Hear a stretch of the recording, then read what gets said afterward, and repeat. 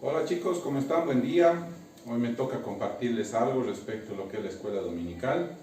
Como ya hemos hablado anteriores días, estamos compartiendo por este medio, por lo menos para poder recordarnos un tiempo en el Señor. Y lo que hoy tengo preparado viene de lo que les hemos compartido en la escuela dominical. Bueno, en realidad les hemos provisto de lo que es, digamos, este librito. Y vamos a avanzar lo que es el capítulo 5, ¿sí? En el cual el título dice en defensa de la verdad. ¿No? Cuando nosotros hablamos en defensa de la verdad, nos vienen muchas partes, pero la más importante tal vez es de que nosotros tenemos que estar dispuestos a ir en contra de la mentira y a decir cosas que a veces no les va a gustar mucho a la gente. Y es algo que en la iglesia está sucediendo y que es como una dualidad que se presenta tanto en las personas del mundo como en nosotros en la iglesia. Pero quiero empezar, digamos, primero leyéndoles un versículo, el cual está en Hechos en el capítulo 17. Y en base a esto es que les voy a compartir todo lo que tengo preparado. Dice en Hechos capítulo 17, versículo 16, dice: mientras Pablo los esperaba en Atenas, es decir, es el momento en que Pablo está en Atenas y está esperando a otros discípulos, dice que su espíritu se enardecía viendo la ciudad entregada a la idolatría.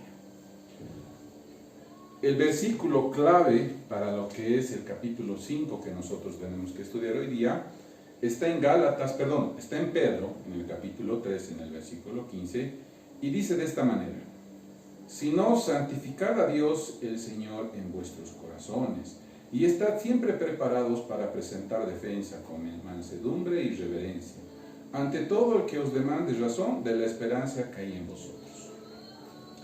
¿Sí? La esperanza que hay en nosotros tiene que movernos, ¿a qué? A presentar defensa, con mansedumbre. ¿Sí? Pero primero tienes que, dice, santificar tu corazón. ¿Qué significa? Que no es simplemente decirlo, sino también que tú tienes que hacerlo.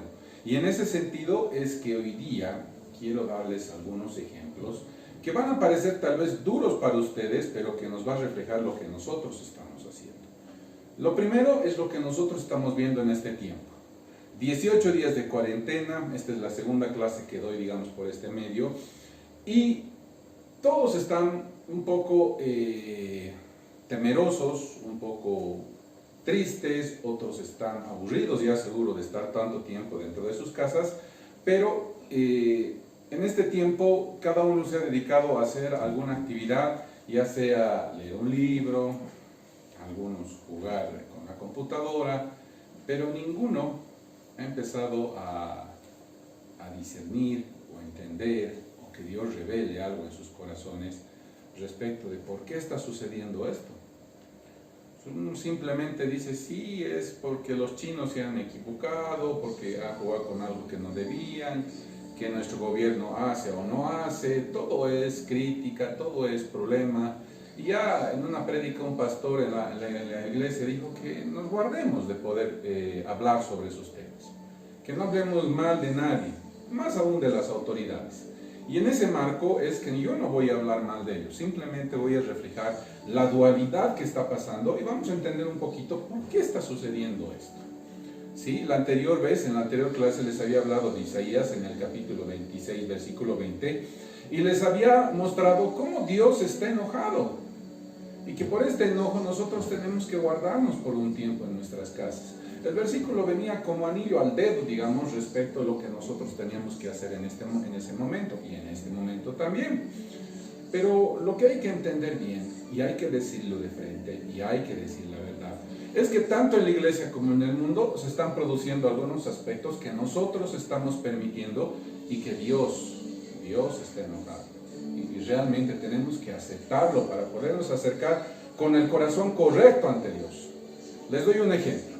En octubre entra una nueva presidenta y cuando entra la presidenta todos se manifiestan de que solo Dios pudo hacer este movimiento. ¿Por qué? Porque en la calle empezaron a orar, porque la misma presidenta, digamos, en la casa de gobierno, cuando recibió lo que era el cinto presidencial, salió, digamos, afuera para mostrarlo al pueblo y salió con la Biblia, hermano. dando a entender que ella estaba poniendo, digamos, a Bolivia en las manos del Señor. Y no solo eso, hubieron videos y aún todavía algunos pastores salieron diciendo de que están siendo invitados por la presidenta para orar por ella, para subir aún todavía al techo, tocar el shofar, a hacer varias cosas, digamos, que en la iglesia nosotros estamos acostumbrados a hacer, pero que no van con la mano de lo que, digamos, está haciendo la presidenta. Y les doy dos ejemplos sencillos. Uno, la presidenta, que Dios me la bendiga y la guarde, digamos, porque eso es lo que tenemos que hacer, pero la dualidad que presenta es que el 24 de enero se hace presente en las alacitas, ¿sí? Donde nosotros sabemos que ahí hay un Dios, que es el Dios del dinero, que es Mamón, que para nuestra cultura aymara es el equeco, y participa de lo que es la ofrenda, a la Pachamama, de lo que es la compra de los billetes, de que le regalen cosas, ¿sí? Pero motivado por algún aspecto o un aspecto que hasta los cristianos nos mueve muchas veces. Lo mismo ha sucedido con otro ejemplo en el mismo gobierno, que es la ministra de Cultura, que es una hermana en Cristo. Ella misma, en el momento de su posesión, agarró la Biblia y dio gracias a Dios y dijo que Dios nos iba a guiar, que Dios nos está guiando, digamos, a tener paz en nuestro país y que realmente entreguemos a Dios todo lo que va a suceder. Lo contraproducente es que también en febrero la ministra de Culturas aparece bailando morenada en el Carnaval de Oruro, por invitación obviamente de una de las fraternidades que la sacan como ministra de Culturas. Creo que la posición de un cristiano es lógico, pero ¿qué nos mueve a aceptar muchas veces hacer cosas que no deberíamos? Es el miedo. Y este miedo no es la primera vez que aparece, y no es solo en el mundo, sino también en la iglesia. Cuando ya sea los pastores o algún hermano, por el miedo al pueblo o por miedo a la familia en el segundo caso, hacen cosas que no deben, o dicen cosas que no deberían decir, o se callan algunos aspectos que deberían hablarse. Yo quiero que ustedes se anoten estos dos capítulos de Jeremías. Uno es el capítulo 7 y otro es el capítulo 44. En el capítulo 7 habla respecto de las ofrendas que se realizan a la Reina de los Cielos. Y es ahí donde nosotros tenemos que poner la posición del versículo que yo les he leído en Hechos capítulo 17, versículo 16. Dice que cuando Pablo estaba en Atenas, él tenía en su corazón, dice que le enardecía por ver la idolatría que había en el pueblo. Ya no tengo memoria, sinceramente yo mismo, digamos, me meto en ese círculo de la iglesia, de la última vez en la cual hemos manifestado nuestra posición, ya sea con nuestra familia o ya sea, digamos, con personas conocidas, diciéndoles la verdad, porque la verdad no es algo que lastima y no tiene propósito. La verdad dice que los va a hacer libres. Pero cuando uno dice la verdad, tienes que esperar lo que esperó Jeremías. Jeremías seguro que quería lo mejor, que su pueblo se arrepintiera y todo lo demás, pero no fue así. A Jeremías lo metieron a la cárcel, lo torturaron, lo golpearon por años, y realmente solo Dios era el que hablaba y les decía: les he entregado a Babilonia, arrepiéntanse, porque ustedes han hecho esto y el otro. Y realmente el pueblo no quiso, y más aún el rey en el tiempo de Jeremías, le decía a Jeremías: pero yo hago lo que Dios dice. Es decir, ¿qué pasaba? Que él iba al templo, daba las ofrendas, ¿no? Participaba de todo lo que era de Dios, pero también permitía y participaba de la idolatría que hacía el pueblo hacia una diosa, hacia la Reina de los Cielos. Que si nosotros estudiamos quién es esta Reina de los Cielos, yo solo les reto, pongan a ver en la Iglesia Católica, busquen cómo la llaman a la Virgen María, ¿sí? Que en nuestra cultura se manifiesta en diferentes vírgenes, con diferentes nombres, ya sea por el lugar o por una supuesta manifestación o milagro que supuestamente ha sucedido, ya sea que ha llorado sangre de los ojos o que ha sucedido algo especial en ese lugar, ¿sí? Y, por ejemplo, En La Paz, Nuestra Señora de la Paz es la Virgen, ¿no? Y en Cochabamba es la Virgen de Urcupiña, en Santa Cruz es la Virgen de Cotoca. Y si vas departamento por departamento, vas a encontrar a las 9 principales gobernantes de este país. Pero hay una que es en especial, la cual se dice Madre de Bolivia. Por ejemplo, esa es la Virgen de Copacabana. Y si tú ves a las vírgenes, simplemente son advocaciones, así se dice, advocación de la Virgen María. Y nosotros no estamos siendo capaces de hacer lo que ha hecho Jeremías. Más bien nosotros por miedo estamos aceptando hasta ciertas tradiciones y nosotros participamos de esas tradiciones. Por eso les daba el ejemplo de la ministra, por ejemplo, con el Carnaval de Oruro. O les hablo a las citas respecto, digamos, de la presidenta y su participación. O nosotros mismos, cuando participamos del carnaval, ya sea mojándonos o agarrando globos o con serpentinas en nuestros trabajos y permitimos que la gente haga eso y nosotros participamos sin decir la verdad. Por eso este versículo, por eso este título es tan importante, en defensa de la verdad. Y quiero leerles en Jeremías, en el capítulo 7, qué era lo que decía Jeremías, digamos, en ese tiempo. Y realmente nos vamos a sorprender de lo idéntico o lo real que es la palabra y cómo en cada cultura se va repitiendo. Porque así como les he dicho que la Virgen María no es otra que la Reina de los Cielos que habla aquí Jeremías, si ustedes buscan en cada cultura, esta Reina de los Cielos es la misma que aparecía en el tiempo de Pablo, es la misma que aparecía en todas las culturas, ¿no? Ustedes díganme, por ejemplo, de una figura femenina respecto de cada cultura y se van a dar cuenta que ahí estaba. ¿Sí? Por ejemplo, a Diana de los Efesios en Hechos, la dicen la diosa que cayó y es Reina de los Cielos. Así la ponen. Ustedes pongan a ver Diana de los Efesios o Diana, diosa Diana, en el Google, en cualquier lugar, y van a encontrar ahí. Y así es como la catalogan también a la Virgen María, y también le dicen Madre de Dios. Si ustedes ven cómo era la Reina de los Cielos, cómo era Astarte en ese tiempo, que era la esposa de Baal, igual le dicen Madre de Dios, igual le dicen Reina de los Cielos. Y si ustedes van cultura por cultura, desde que es la babilónica, la romana, la greco-romana, van espacio por espacio, se van a dar cuenta que hay la misma figura con diferente nombre. Pero es la misma. ¿Ya? Y esto es lo que nos tiene que llamar. Miren, en el capítulo 7, en el versículo 8 para adelante, si ustedes quieren lo van a leer todo el capítulo, dice: He aquí vosotros confiáis en palabras de mentira que no aprovechan, hurtando, matando, adulterando, jurando en falso e incendiando a Baal y andando tras dioses extraños que no conocéis. Vendréis y os pondréis delante de mí en esta casa sobre la cual invoco mi nombre y diréis: librados somos para seguir haciendo todas estas abominaciones. Es decir, voy a ir a la casa de Dios, voy a seguir orando, voy a seguir alabando y todo lo demás, y luego voy a seguir haciendo las abominaciones que hacen en el mundo, porque todos son ofrendas. En cada una de las tradiciones y manifestaciones que se realizan en nuestra cultura, desde lo que es la lacita, carnavales, pasando por Corpus Christi, pasando por Pentecostés, pasando por lo que es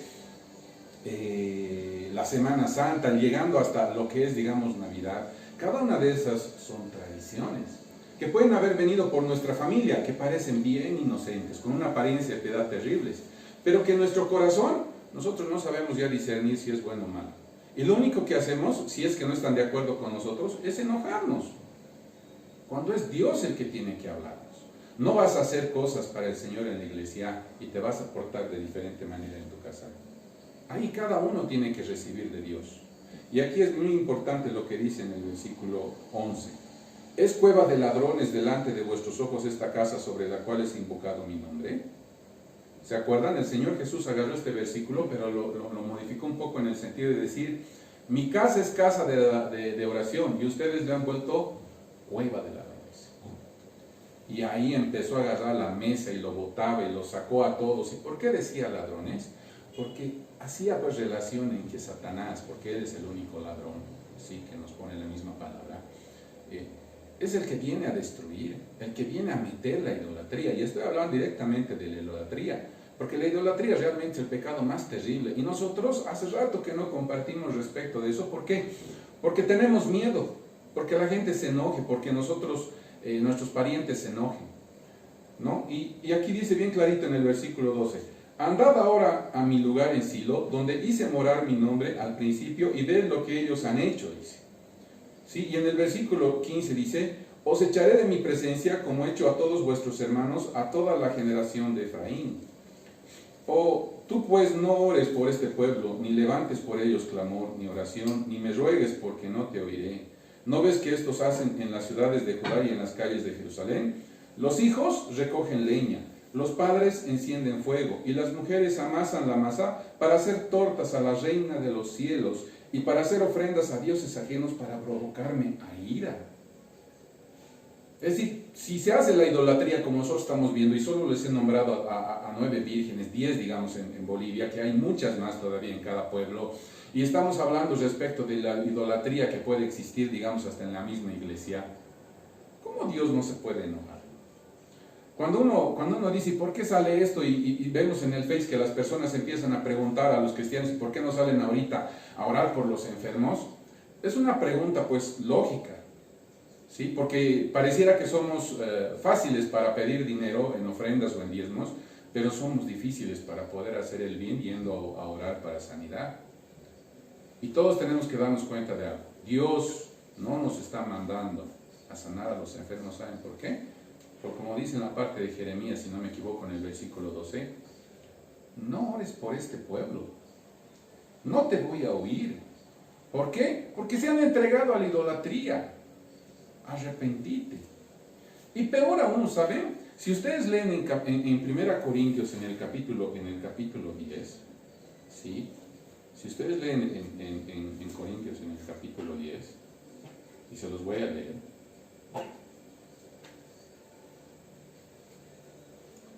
el pueblo de Dios está teniendo miedo de algo que para nosotros debería ser natural y normal.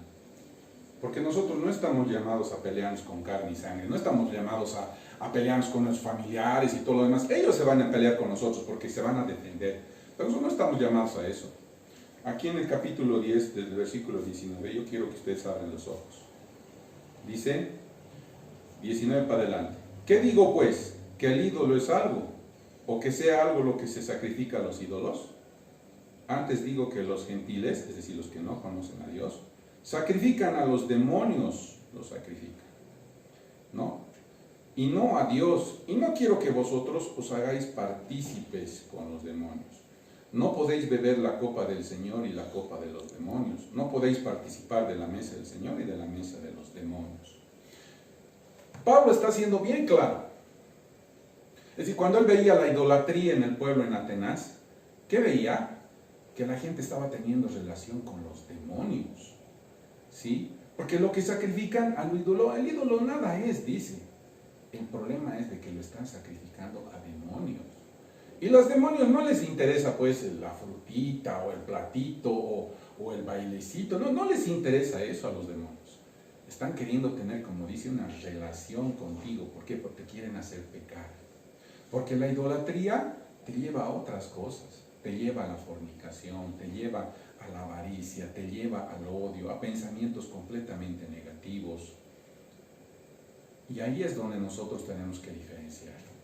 Porque nosotros nos estamos acostumbrando a decir, pero ¿qué tiene de malo que yo haga esto o el otro? ¿Sí? Empezando desde cosas que hasta te pueden doler, ¿sabes? Que hasta tus papás y mis papás y todos los demás pueden decir, oh, qué radical, qué duro que eres. Pero cuando tú te dedicas más a oír cosas que no son de Dios, ¿qué estás plantando en tu corazón? Es decir, si yo quiero manzanas, ¿qué árbol tengo que plantar? Manzanas, ¿no ve? ¿Sí? ¿Algo bueno puede venir del mundo? La palabra dice que no. Aunque Dios ha creado todo, pero el hombre lo ha transformado y lo ha deformado. ¿Sí? Y dice bien clarito, no puedes participar de la mesa de los demonios y no puedes participar de la mesa de Dios. Es decir, no porque tenga miedo a que te lastime, yo no voy a decir la verdad. Y eso es lo que tenemos que hacer nosotros. No porque los demás se sientan lastimados y ofendidos, no vamos a decir la verdad. ¿Sí? La relación que tiene este mundo con la idolatría, que es tan fuerte, es una relación con demonios. Y decirlo bien clarito, la Virgen María es un demonio. El Señor Jesús del gran poder es un demonio. Y nosotros no tenemos el carácter muchas veces de decir que cuando están bailando como serpiente desde ahí arriba, desde la Buenos Aires hasta el centro de la ciudad, es una serpiente, es un demonio, son demonios los cuales llevan a la gente a la idolatría y empiezan a hacer diferente tipo de pecados. Y nosotros nos preguntamos, ¿por qué si hemos dejado a Dios y nos hemos entregado a adorar a hombres, a reptiles, a aves y todo lo demás? ¿Por qué nosotros, digamos, somos culpables del pecado? Ese es el producto. En Romanos, en el capítulo 1, si no me equivoco, desde el versículo 20, dice bien clarito. Porque ustedes han dejado al Dios vivo y se han dedicado a adorar esto, les he entregado a pasiones vergonzosas, hombres con hombres, mujeres con mujeres, que los niños y los otros sean desobedientes, que sean fornicarios, que sean borrachos, que sean de todo. Es decir, Dios está dando justa retribución a lo que nosotros hemos hecho. Y nosotros no somos firmes para poder hacer dos cosas. ¿Saben? Porque en la iglesia es lo mismo.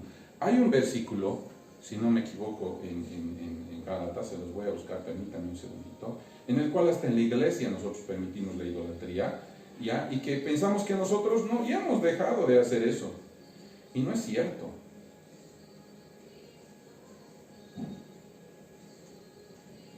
¿Sí? Nosotros estamos metidos en el problema. En Colosenses, en el capítulo 3, versículo 5, dice así, miren, a nosotros nos está diciendo, no es, digamos, al mundo, dice, haced morir pues lo terrenal en vosotros, fornicación, impureza, pasiones desordenadas, malos deseos y avaricia, que es idolatría. ¿Qué dice? Fornicación, impureza, pasiones desordenadas, malos deseos y avaricia. Díganme ustedes si en la iglesia no hay eso. Y si en tu corazón Dios no te acusa, digamos, de algo así. Si dices, no, fornicación, yo no estoy engañando a mi esposa con ninguna mujer. Con el simple hecho de desear a otra mujer, con los ojos, Dios dice que ya has fornicado, ya has adulterado. ¿Sí? Impureza.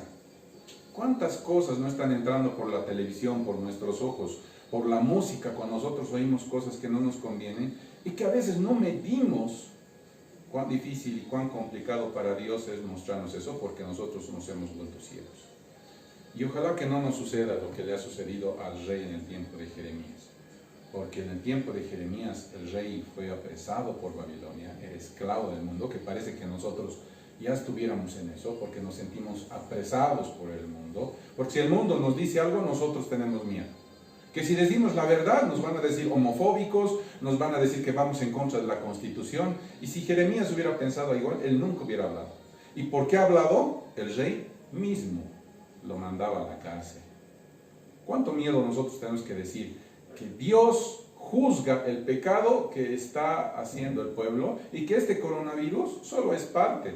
Nosotros estamos viéndolo como muy grande, como que 100,000 muertos, pucha, es una cosa terrible. Sí, es terrible, pero es poco a lo que va a suceder.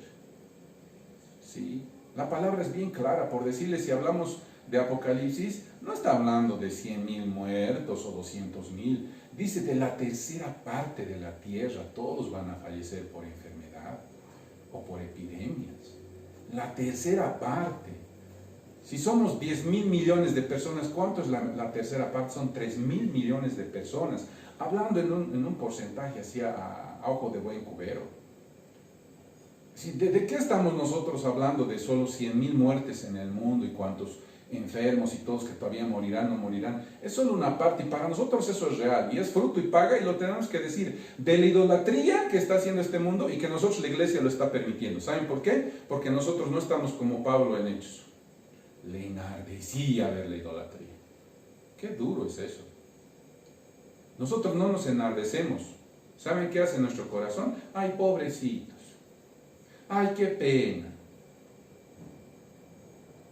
Si bien hay que ayudar, si bien hay que hacer cosas, que nosotros hasta nos vemos impotentes al estar encerrados aquí, lo primero que deberíamos hacer es levantar nuestra voz y decir, la culpa lo tienen los del mundo, los que no conocen a Dios, y nosotros como iglesia. No lavarnos las manos y decirnos que somos santos, porque nosotros hemos permitido, y nosotros tenemos idolatría. Si hablamos de fornicación, si hablamos de impureza, si hablamos de malos deseos, es idolatría. ¿Por dónde nosotros vamos a tener perdón? Y tú, querido amigo, mis muchachos que me están oyendo, estamos haciendo lo mismo. ¿De qué salvación puedes hablar? ¿De qué temor puedes hablar? ¿Sí? Si un rato estás alabando al Señor en la iglesia al lado de tus papás y después te estoy viendo bailar las cosas de este mundo. Dices, ¿qué tiene de malo? Exacto. Ya no estás midiendo bien. ¿Sí? Ya no estás midiendo bien. ¿Por qué no? Es que yo no puedo participar. Entonces yo miré pues a bailar al gran poder, ¿qué les parece? Iré a bailar morenada. No ve, ¿qué tiene de malo? No, pero lo hago pues en un lugar entre cristianos, peor todavía. ¿Cómo puede haber, dice, mesa de Dios y mesa de los demonios en un solo lugar? O es Dios o es los demonios, pero no seas tibio. Ya sabes qué va a pasar a los tibios. Tienes que ser radical. Y algunos van a decir, sí, no, pero eso es muy extremista. No, no es extremista. ¿Sí? Si es extremista, entonces Jeremías se pasó. Porque por ser muy extremista y no permitir que, bueno, es que el pueblo ni modo, ¿no ve? Pero no, dice, los niños, los padres, las esposas, todos pecaron. Todos. Y no me estoy limpiando las manos, pero es hora de decir la verdad y no por miedo. Más bien yo, pues con un corazón arrepentido, debería decir, Señor, mostrame lo que yo estoy haciendo mal. Porque no quiero participar con esta idolatría. Y sí, nosotros somos culpables de esas 100,000 muertes. Somos culpables. Y peor, la iglesia debería estar con más dolor en el corazón, sabiendo que tal vez de esos 100,000, como por ejemplo la estadística en Bolivia, de cada 100 personas, solo 20 son cristianos.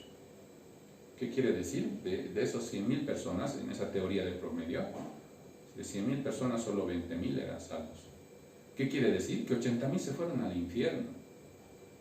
¿Qué? Y todos nos estamos excusando de que no, es que fue culpa de ellos, fue culpa de los chinos, fue culpa de Estados Unidos. No, mentira, fue nuestra culpa. De toda la iglesia en Cristo, no estoy hablando de una iglesia en específico, es del cuerpo de Cristo. Así que hermanos, yo les pido, chicos, tomemos conciencia, porque estamos bien aletargados, estamos como ese rey Jeremías que al final, después de entrar a Babilonia, le quemaron los ojos, ya no veía, y lo pusieron en la cárcel en un lugar oscuro. Y esa es figura de que nosotros estamos atados. Podremos decir por demonios, no por demonios, ese es otro tema, pero lo más importante es eso. ¿Sí? Ni siquiera estamos teniendo la fuerza para decir qué es lo que va a venir después. Solo todos en un logo tienen en la cabeza, todos con un logo. El Señor ya está viniendo. Algunos tienen más fe, otros menos fe. Pero si yo les pregunto, ¿y cuáles son las señales que van a aparecer o van a darse antes de que el Señor venga? ¿Cuáles son esas señales? No, es que lo que viene delante no es muy importante, la cosa es prepararnos que estemos listos. Eso es en medias verdad. Porque cuando el Señor vino, como los 3 reyes magos, que bueno, eran sabios en vez de reyes magos en la palabra del Señor, ¿cómo sabían que el Señor Jesús iba a nacer? ¿Por la estrella? Entonces cada vez que una estrella aparece en el oriente o en el sur, en el poniente, tenemos que pensar que algo está sucediendo e ir con regalos. No.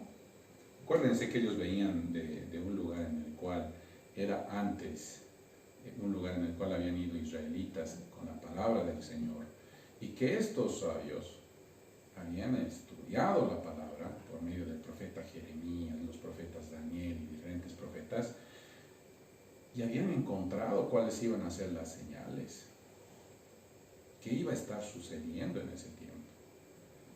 Sí, y es un tema bien interesante, porque la duda es, sí, Dios viene, perfecto, ¿en cuánto tiempo? No, es que nadie puede definir, ¿verdad? Pero hay hechos que tienen que suceder para que el Señor ponga sus pies en el monte de los olivos. Y yo les había ya compartido alguna vez sobre ese tema, pero nadie es valiente para, en vez de decirles, a ver, el Señor viene, ¿sí? No, sí, la peste, la epidemia, sí, es que esa es la parte de Mateo 24, es lo que tenía que suceder, pero nadie habla después de lo demás. ¿Y qué va a venir ahora? ¿Saben por qué no hablan? Por miedo. Porque piensan que les van a hacer locos. Y lo mismo era con Noé. Y con eso quiero terminar.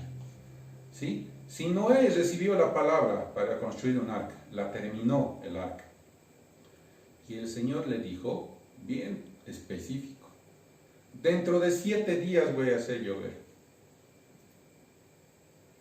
Qué duro, porque saben como en los tiempos de Noé va a ser la venida del Señor. A Noé le dijo, dentro de 7 días voy a hacer llover. Yo quisiera que mediten sobre esa palabra los que nunca han oído, porque muchos dicen, no, es que la hora y el día nadie lo sabe. ¿Verdad? Nadie lo sabe en este momento. Pero los siervos del Señor con el espíritu de Noé, cuando el arca esté listo ya para lo que es el diluvio, dentro de 7 días voy a hacer llover. Con día y hora. Perdón, no sé si hora, pero por lo menos el día va a estar ahí. Y uno se va a decir, este loco. Ahorita nadie sabe. Así que difícil sería calcular el día. Eso es solo algún movimiento que se ha hecho. Pero sí, nosotros vamos a ver las señales. Tenemos que ver primero las señales. ¿Y qué señales sabemos? Y nadie le echa, digamos, ganas a ver qué señales. ¿Por qué? Porque pensamos que no, es que la profecía hasta ahí nomás es. No es verdad. Pedro en su carta dice bien clarito, ¿no? La profecía es como una antorcha que alumbra el lugar oscuro, a la cual hacéis bien en estar atentos. Y ese es un segundo tema que tenemos que tocar, porque la idolatría es una, que nosotros deberíamos estar enardecidos, y no diciendo, ay pobrecitos, deberíamos estar enardecidos, pero como Dios, como cuando botó las mesas, enardecido, enojado, ¿saben por qué? Por el pecado, por la idolatría, que estaba en su mismo pueblo. ¿Sí? ¿Y qué hacía? Los botaba del templo. Vayan y purifíquense primero antes de entrar a mi presencia. Pedir perdón, arrodillarse y decir, Señor, perdona a mi vida porque soy idólatra, y dejar de mentirse, de engañarse, de empezar a hacer masitas y decir, sí, Dios te ha traído paz a mi vida, que Dios me provee, ¿verdad? Dios hace todo eso por la misericordia nada más, pero ¿saben? Nosotros no nos estamos dando cuenta que estamos caminando hacia el infierno y debemos de reaccionar. A veces necesitamos reaccionar de esa forma, chicos. Así que Dios me los bendiga, me los guarde mucho, y quiero que ustedes empiecen a meditar mucho más en la defensa de lo que es la verdad. Porque ya el Evangelio se ha vuelto muy laxo, muy suave. Amor, misericordia, paz, sí, todo es permisivo, pero no es tan así. Para todo hay consecuencias, y acordate, cuando nosotros hacemos algo así, como la idolatría, tenemos relación con demonios. Así que nos cuidaremos, porque los demonios no son broma. No es como en la televisión nos muestran como dibujitos animados, o como algunos pastores dicen, no, ya demonios no hay. Nosotros son las obras de la carne, somos nosotros mismos. Mentira.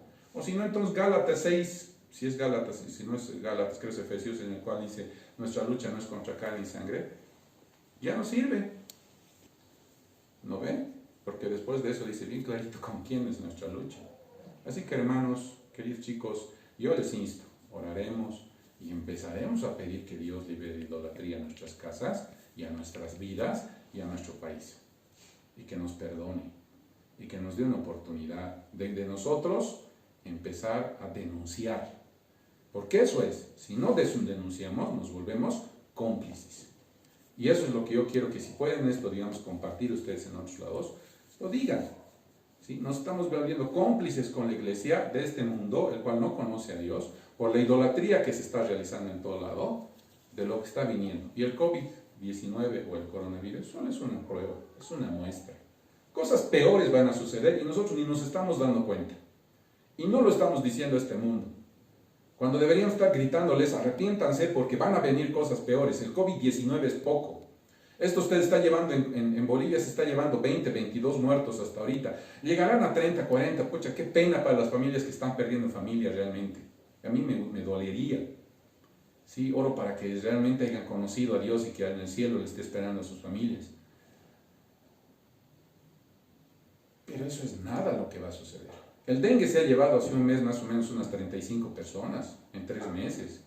En octubre, noviembre, cuando estaba pandeando, digamos, en Beni, en Pando, en Santa Cruz. ¿Sí? En Argentina ya habían 82 muertos por el dengue y nadie dice nada por 82 muertos. ¿Por qué? Porque el COVID se movió por toda la red social, pero las otras no tuvieron la misma fuerza. Realmente, ¿quién está hablando simplemente del COVID? Es como les digo, esto es nada, chicos. Es nada. Tenemos que prepararnos. En la palabra del Señor está la manera. Y si el Espíritu Santo no nos guía, ¿qué vas a hacer? ¿Qué vamos a hacer? ¿Saben? Yo no oigo profetas de Dios. Pero yo pienso levantar la voz por lo menos por este miedo, por este medio. ¿Sí? Y no por miedo, sino por la verdad. ¿Sí? Si nos está pasando esto es por la idolatría que hay en el mundo que nosotros estamos aceptando y que no está agradeciendo nuestro corazón, y porque nosotros en nuestro corazón tenemos también idolatría. Así que no seamos hipócritas y realmente movámonos, chicos. Y todas nuestras familias, tenemos que movernos, tenemos que orar en familia, tenemos que compartir, tenemos que aprender. ¿Qué tenemos que aprender? ¿Cómo vas a predicar igual que Noé si no sabes, digamos, qué va a suceder adelante? La palabra es clara, te da. La profecía dice que es como una antorcha que alumbra el lugar oscuro. Y algunos dicen, sí, pero puede fallar esto que el otro. El Espíritu Santo te va a guiar. Dice que Él es capaz de hacer eso. Así que quisiera que me ayuden a estar orando en este momento y pedir, Señor, para que Él nos pueda enseñar y nos pueda guiar y nos pueda abrir la boca. Señor Jesús, yo te doy gracias por este tiempo de compartir. Te pido que bendigas a todos los que están oyendo este video y están viendo. Y gracias, Dios, por permitirme compartir esta palabra que es en defensa de la verdad. Que purifiquemos nuestros corazones, como dice Pedro. Que defendamos, Señor Dios amado, con mansedumbre lo que nosotros creemos. Y que no debería interesarnos como Jeremías de qué dice la gente, qué va a decir nuestro pariente, qué va a decir nuestro... El pecado es pecado. Y la idolatría tiene detrás demonios y hay que pelear la buena batalla de la fe, como dice la palabra, en los lugares celestiales contra estos demonios, si queremos agarrar a alguien y destruirlo. Y en el nombre de Jesús de Nazaret, Señor Dios amado, tú eres el que nos puede guiar. Tú eres nuestro general, tú eres nuestro rey, tú eres el que nos guía y que en tu misericordia nos puedas tener de tu mano. Bendito sea tu nombre, Señor, en el nombre de Jesús. Amén. Gracias, chicos. Que Dios me los bendiga.